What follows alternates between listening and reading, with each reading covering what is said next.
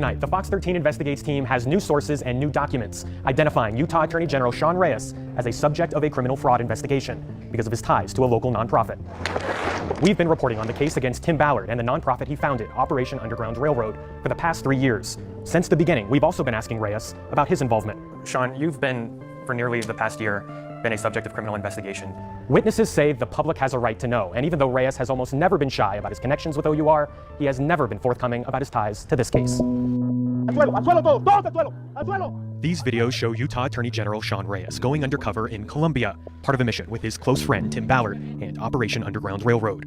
Together, they say they're committed to the fight against human trafficking. They were expecting to have sex with all these Americans. We actually had no idea he was the Attorney General. He just acted humble like everyone else. In 2020, the Davis County Attorney's Office opened a criminal investigation into OUR. The FBI also joined in. And while most of the attention centered around Tim Ballard, we can now confirm Sean Reyes was also a subject, in part because of the way the AG's office handled both OUR money and federal grant money.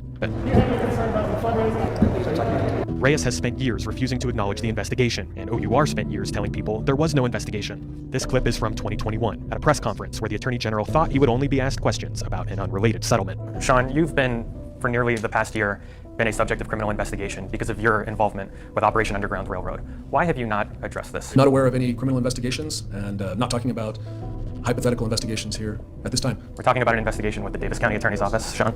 Yep, and I'm unaware of any investigation into myself, which is your question. Unaware of anything. And as a member of the Attorney General's Office that oversees the Internet Crimes Against Children Task Force, and as a member of Operation Underground Railroad, do you feel that OUR is taking credit inappropriately for ICAC cases? Yeah, answering questions about, is that a question? I didn't hear anything about the settlement. Settlement? You have a question about the settlement? You heard my question. Okay, great. Questions about the settlement, that's what we're here for? Do you think he has a duty to address this investigation?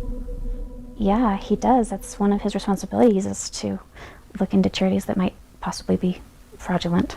And the fact that he's a part of them makes it even worse. Jenica Smith was interviewed as part of the criminal investigation because of her personal interactions with OUR members. At the time, she said she had no idea investigators documented OUR spending thousands of dollars on a psychic who claimed to be able to speak to the Mormon prophet Nephi for information on where to find trafficked children. Reyes now says he was aware of the psychic.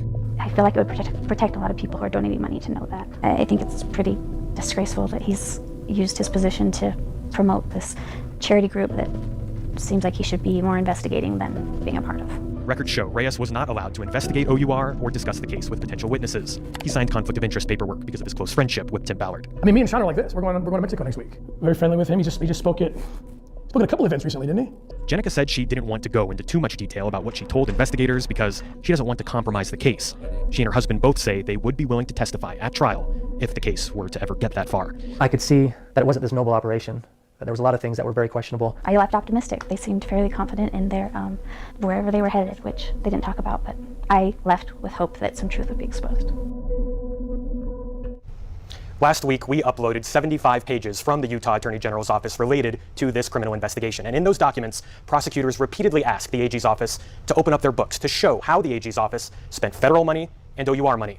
If you'd like to read those documents, they are on our website, fox13now.com. Reporting in studio.